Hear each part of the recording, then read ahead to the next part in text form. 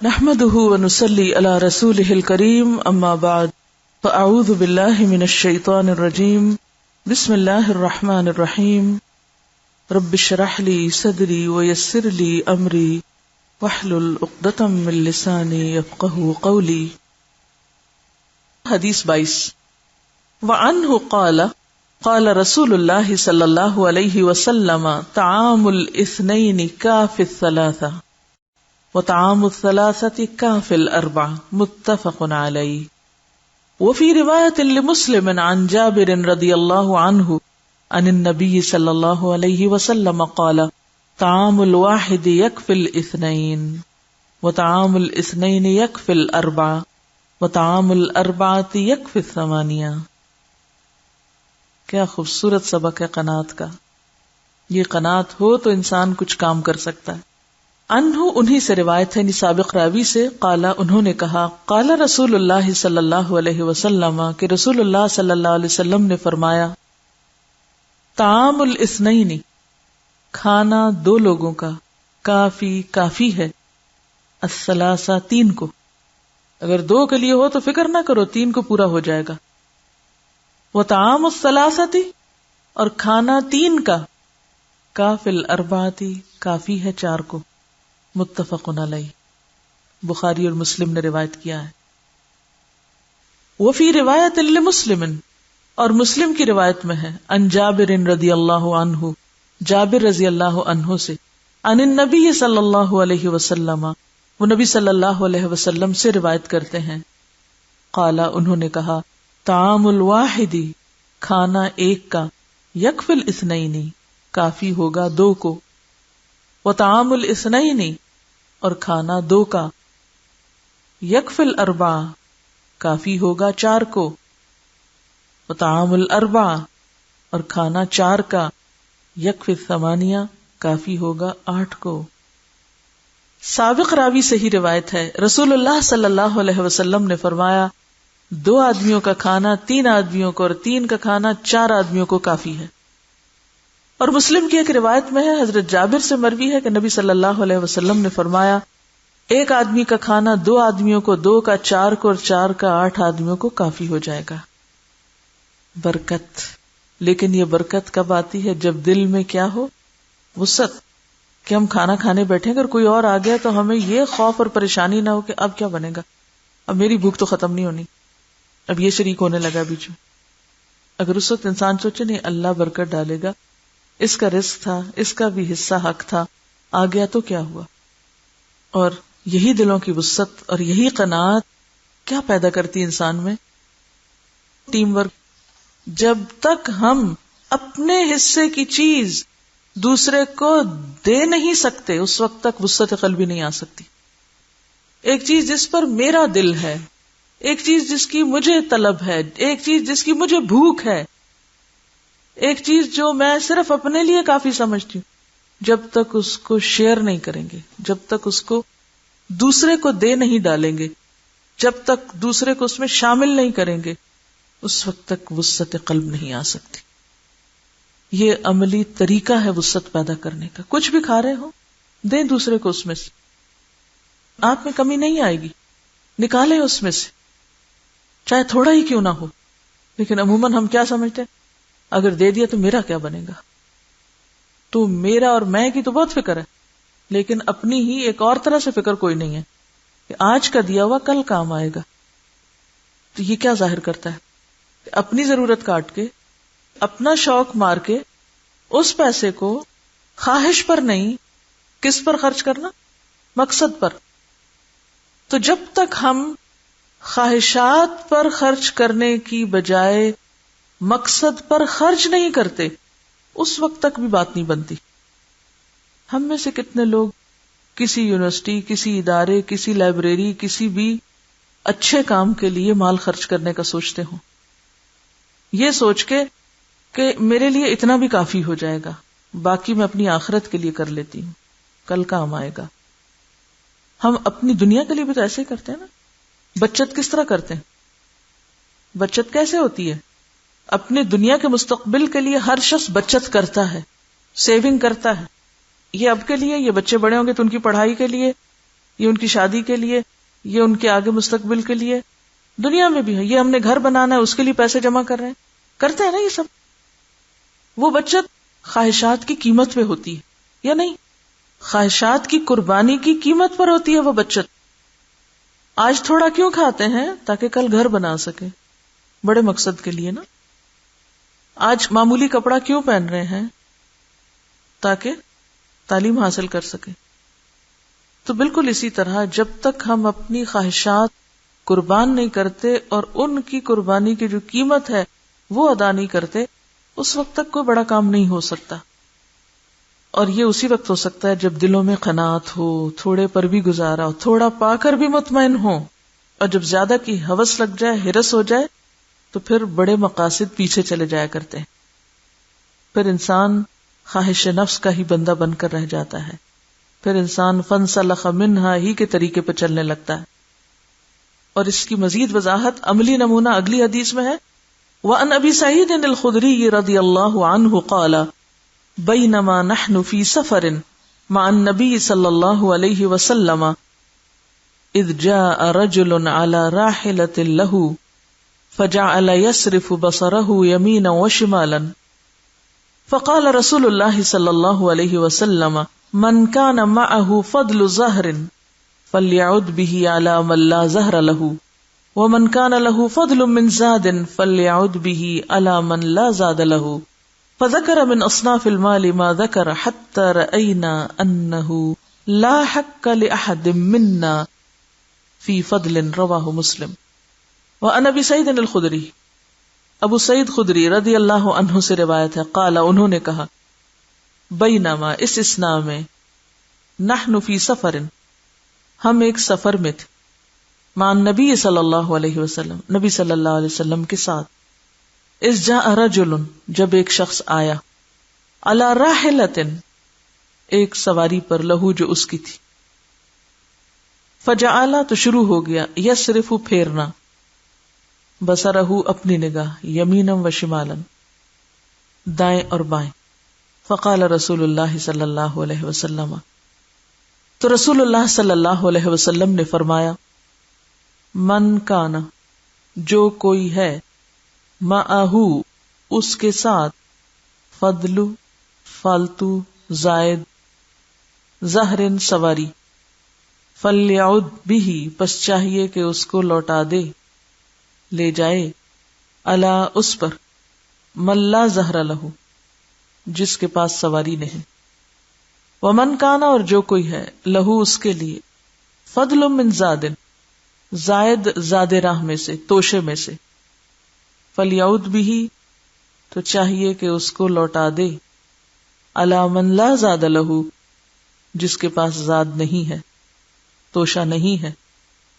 فذکر تو ذکر فرمایا، من اصناف المالی مال کی اقسام کا، ما ذکر جو ذکر کیا، حتی یہاں تک کہ رأینا ہم نے دیکھا، انہو بے شک وہ، لا حق نہیں حق، لأحد واسطے کسی ایک کے، منا ہم میں سے، فی فضل زائد مال میں. رواہ مسلم اسے مسلم نے روایت کیا. حضرت ابو سعید خدری سے روایت ہے کہ ایک دفعہ ہم سفر میں آپ کے ساتھ تھے کہ ایک آدمی اپنی سواری پر آیا اور دائیں بائیں اپنی نظر گھمانے لگا. ضرورت مند تھا، نظر کون گھماتا ہے، ادھر ادھر کون دیکھتا ہے، جو ضرورت مند ہوتا ہے، کچھ چاہیے ہوتا ہے. آپ نے ارشاد فرمایا جس کے پاس فالتو سواری ہو اس کو چاہیے کہ وہ اسے دے دے جس کے پاس سواری نہ ہو، جس کے پاس زائد توشہ ہو وہ اس کو دے دے جس کے پاس توشہ نہ ہو. اس طرح آپ نے مختلف قسم کے مالوں کا تذکرہ فرمایا، یہاں تک کہ ہم نے خیال کیا کہ ہم میں سے کسی شخص کا زائد از ضرورت چیز پر کوئی حق نہیں. اب آپ دیکھیے آپ کا تربیت کا انداز کہ آپ اس سے نہیں پوچھتے جو آنے والا شخص ہے کہ بھی کیا چاہیے تمہیں، آپ کو لگتا ہے کہ جیسے یہ شخص بھوکا ہے. اس بات کو بنیاد بنا کر آپ نے صحابہ کو تعلیم دی، ان کی تربیت کی کہ جس کے پاس جو چیز زائد ہے اسے وہ دوسرے کو بھی استعمال کرنے کے لیے دے. مثلا سواری. اب آپ دیکھیں ہمارا حال کیا ہے سواری کے معاملے میں.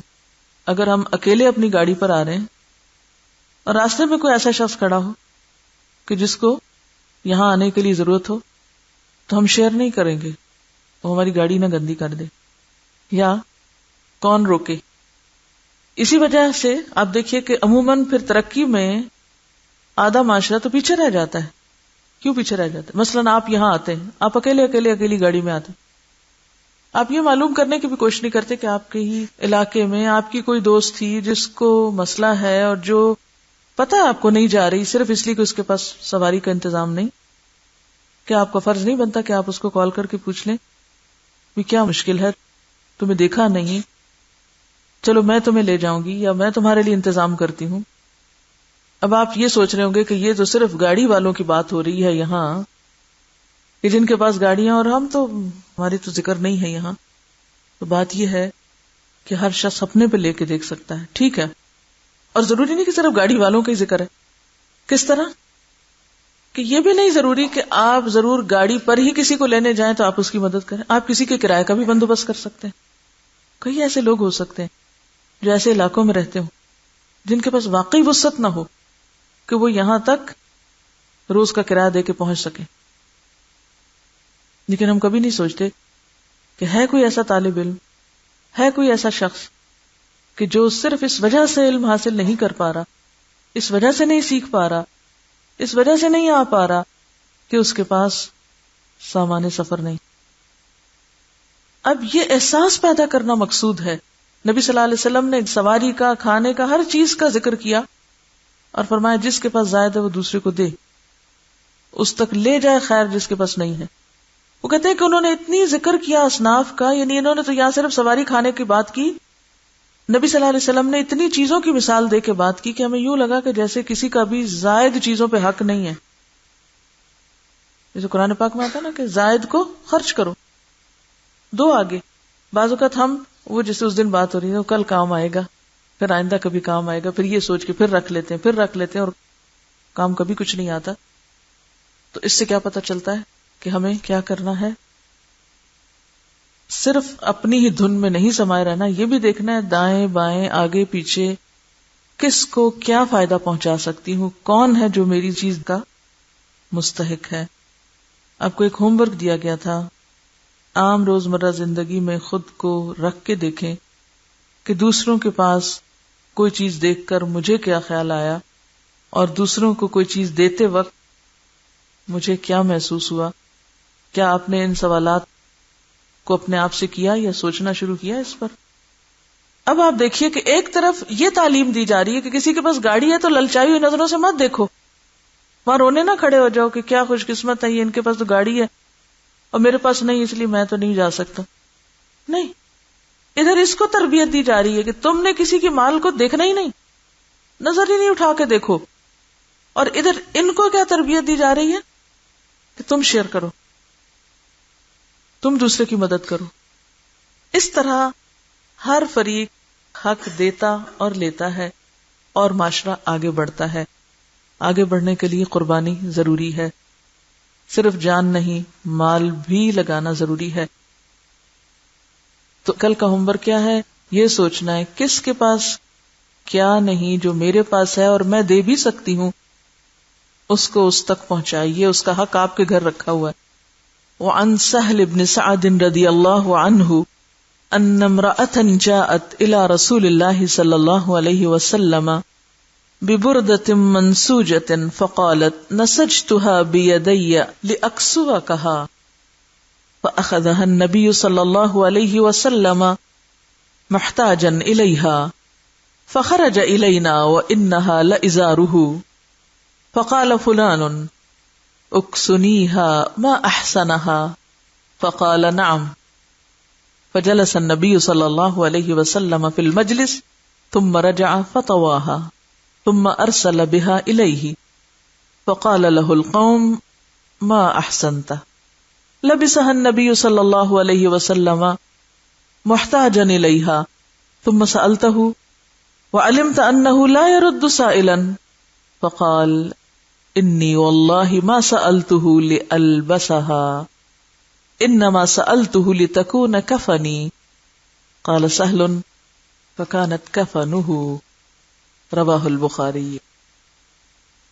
وعن سہل بن سعد، سہل بن سعد سے روایت ہے رضی اللہ عنہ، انا بے شک، امرأتن ایک عورت، جاءت آئی، الی طرف، رسول اللہ رسول اللہ کے صلی اللہ علیہ وسلم، ببردتن ساتھ ایک چادر کے، بردہ، منسوجتن بنی ہوئی یا ہاتھ سے بنی ہوئی، فقالت تو کہنے لگی، نسجتها میں نے بنا ہے اس کو، بیدی اپنے ہاتھوں سے، میں نے اس کو خود تیار کیا ہے، لأکسوا کہا تاکہ میں آپ کو یہ چادر پہناؤں، فاخذها تو لے لیا اس کو، النبی صلی اللہ علیہ وسلم نبی صلی اللہ علیہ وسلم نے، کیوں لیا؟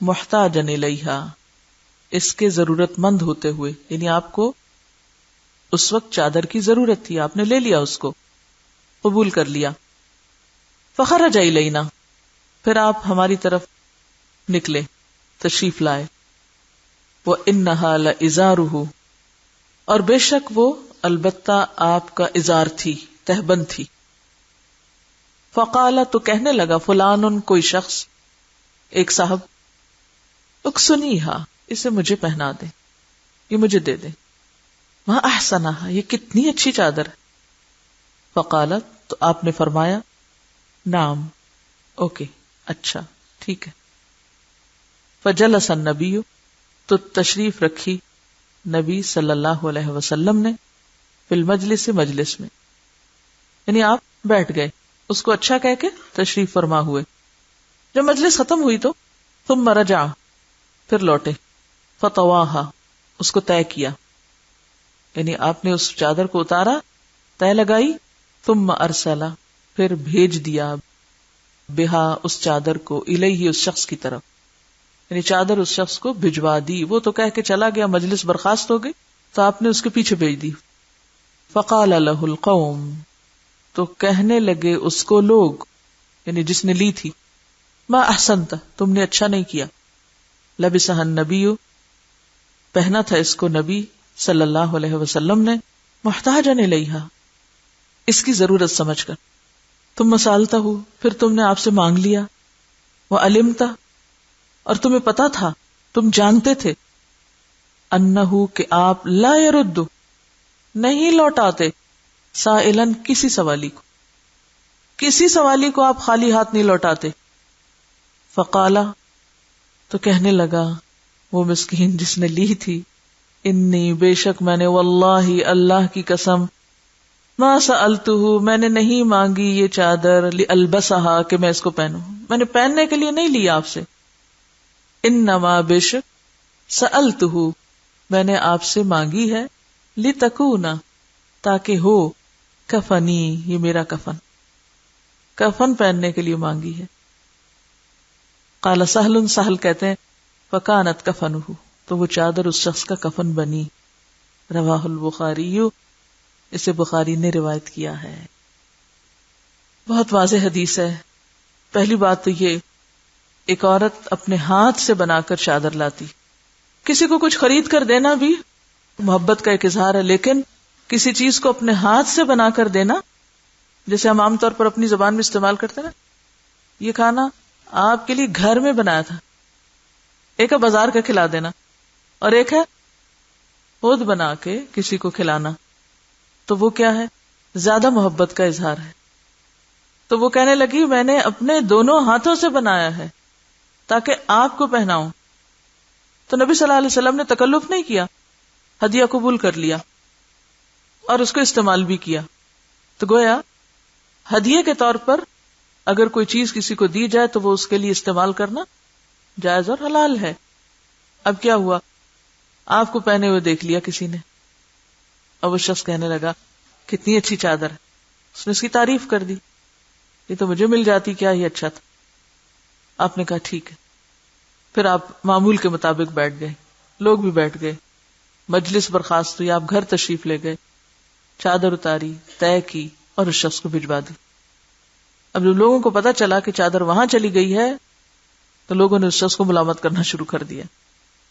تو اس نے کیا کہا کہ میرے دل کی ایک تمنا ہے، اور وہ یہ کہ جب میں فوت ہوں تو آپ کی چادر میں لپٹ کر قبر میں جاؤں، اپنے رب سے ملاقات کرنے آپ کے کپڑے میں جاؤں. یہ محبت کی علامت ہے نا، محبت کی وجہ سے. اور پھر اس کی یہ خواہش پوری ہوئی، وہ چادر اس کا کفن بنی. جو جس چیز کی چاہت رکھتا ہے وہی چیز اس کو ملتی. اب یہاں ایک خاص مسئلہ اٹھتا ہے، کیا آپ کے کپڑے، آپ کی چیزوں سے برکت لینا درست تھا؟ جی ہاں. صحابہ کرام آپ کے بال، آپ کے پسینے، آپ کے وضو کے پانی، آپ کے کپڑے کو متبرک سمجھتے تھے. لیکن کبھی کسی نے آپ کے گھر کی دیوار کو، جالی کو، اینٹوں کو متبرک نہیں سمجھا. یعنی یہ تو سنت ملتی کہ جو چیزیں آپ کے پرسنل استعمال میں تھی اس سے تو صحابہ نے برکت حاصل کی. ایک ایسوسیشن ہوتی ہے نا، ان چیزوں کے اندر سے بھی کچھ اٹھتا ہے، تو وہ تو ہے. لیکن اس کے بعد ایک اور بات بھی یاد رکھیے، آپ کے بعد کسی اور کی چیزوں سے صحابہ کرام نے کوئی برکت نہیں لی، لہذا یہ سلسلہ یہیں بند ہونا چاہیے، آگے نہیں جانا چاہیے. آج لوگ مختلف عمارتوں کو دھوتے ہیں اور اس کے اوپر لگے ہوئے دھوئیں کو متبرک سمجھتے ہیں. وہ دھواں اور وہ گندگی جو مختلف عمارتوں پہ لگی ہوتی ہے، ان کو چاہے آپ گلاب کے عطر سے دھوئیں، وہ گندگی ہی ہوتی ہے، اس میں کوئی تبرک کی چیز نہیں. وعن ابی موسیٰ رضی اللہ عنہ قال قال رسول اللہ صلی اللہ علیہ وسلم ان الاشعریین اذا ارملوا فی الغزو او قل طعام عیالہم بالمدینة جمعوا ما كان عندهم في ثوب واحد ثم اقتسموه بينهم في إناء واحد بالسوية فهم مني وأنا منهم متفق عليه. أرملوا فرغ زادهم أو قارب الفراغ. وعن أبي موسى، ابو موسیٰ رضی اللہ تعالی عنہ سے روایت ہے، قال انہوں نے کہا، قال رسول اللہ صلی اللہ علیہ وسلم کہ رسول اللہ صلی اللہ علیہ وسلم نے فرمایا، ان الاشعریین بے شک اشعریین، ابو موسیٰ اشعری کے قوم کے لوگ، اذا ارملوا جب زاد راہ ختم ہوتا ہے، فی الغزو جنگ میں، او یا قل کم پڑ جاتا ہے، طعام کھانا، عیالہم ان کے گھر والوں کا، بالمدینتی مدینہ میں، جمعو تو جمع کر لیتے ہیں، ما کانا جو بھی ہوتا ہے، عندہم ان کے پاس، فی ثوب واحد ایک کپڑے میں، ثم اقتسموہ پھر وہ اس کو تقسیم کر لیتے ہیں، بینہم آپس میں، فی اناء واحد ایک برتن میں، بالسویتی برابر طور پر، مساوی طور پر، فہم تو وہ، منی مجھ سے ہیں، وَأَنَا اور میں، منہم ان سے ہوں. متفقن علیہ. ارملو فرغ زادہم ان کا زادرہ فارغ ہو جاتا، خالی ہو جاتا، ختم ہو جاتا. او قارب الفراغ یا ختم ہونے کے قریب ہوتا ہے. با محاورہ ترجمہ. حضرت ابو موسیٰ رضی اللہ عنہ سے روایت ہے کہ رسول اللہ صلی اللہ علیہ وسلم نے فرمایا، اشعری لوگ جب جہاد میں زاد راہ ختم ہو جاتا ہے یا ختم ہونے کے قریب ہوتا ہے، یا مدینہ میں ان کے اہل و عیال کا کھانا کم ہو جاتا ہے، تو ان کے پاس جو کچھ ہوتا ہے سب ایک کپڑے میں جمع کر لیتے ہیں اور پھر اس کو برتنوں میں برابر طور پر آپس میں تقسیم کر دیتے ہیں. بس یہ لوگ مجھ سے ہیں اور میں ان سے ہوں. کیا معنی ہے اس کا؟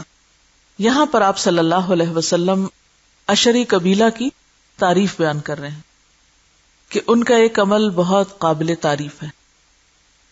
ان لوگوں کا طریقہ یہ ہے کہ یہ فیملی یا یہ قبیلہ جب سفر میں ہوتے ہیں، مثلا کسی جنگ جہاد میں یا کسی بھی اور موقع پر، اور ان کا کھانا ختم ہونے لگتا ہے، تھوڑا ہونے لگتا ہے، تو یہ کیا کرتے ہیں، سارے اکٹھا کر لیتے ہیں اس کھانے. سب لوگ ایک جگہ کھانا اکٹھا کر لیتے ہیں، پھر اس سب کو مکس کر دیا جاتا ہے، پھر سب کے اوپر برابر تقسیم کر دیا جاتا ہے. تو اس سے کیا ہوتا ہے؟ سب کو فائدہ پہنچ جاتا ہے، سب کھا لیتے ہیں. اور یہ صرف سفر کے موقع پر ہی نہیں بلکہ جب مدینہ میں گھروں میں بھی ہوتے ہیں اور انہیں محسوس ہوتا ہے کہ ایسا ہونے لگا ہے تو اس کا ان کے پاس یہ حل ہوتا ہے. فرمایا پس یہ لوگ مجھ سے ہیں اور میں ان میں سے ہوں. یعنی آپ نے اپنے آپ کو ان کی طرف منسوب کیا کہ جو لوگ اس طرح مل جل کر رہیں، ایک دوسرے کی ضروریات پوری کریں، ایسے لوگ حقیقت میں مجھ سے تعلق رکھتے ہیں. یہ جو ون ڈش پارٹی ہے یہ بھی اسی کانسیپٹ کے تحت تو نہیں، کیونکہ عام طور پر آپ نے دیکھا ہوگا کہ ون ڈش میں اگر تھوڑا سا بھی آپ کچھ شامل کرتے ہیں تو عموماً بہت زیادہ برکت ہو جاتی ہے. یعنی وہ سب ختم کبھی بھی نہیں ہو پاتا. اور ویسے بھی اگر آپ اکٹھے کھانا کھائیں تو برکت زیادہ ہوتی. اور کیا سبق ملتا ہے اس حدیث سے؟ اجتماعیت، اکٹھے ہونے کا ایک بہترین طریقہ ہے. اور خاندان میں جو اونچ نیچے وہ بھی ختم ہوتی، کسی کے پاس زیادہ کسی کے پاس کم.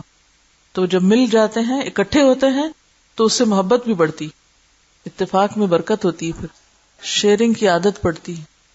پوشیدہ صدقہ بھی اس میں ہو جاتا ہے کہ وہ سارے اکٹھا کر لیتے، کسی کو نہیں پتا کس کا کیا ہے، اور پھر سب کو مل جاتا ہے. اس میں آپ صلی اللہ علیہ وسلم نے ان لوگوں کی خوبی کو پسند کیا، ان کی عادت کو پھر دوسروں کے سامنے بھی اچھے طریقے سے پیش کیا اور ان کے ساتھ محبت کا اظہار کیا.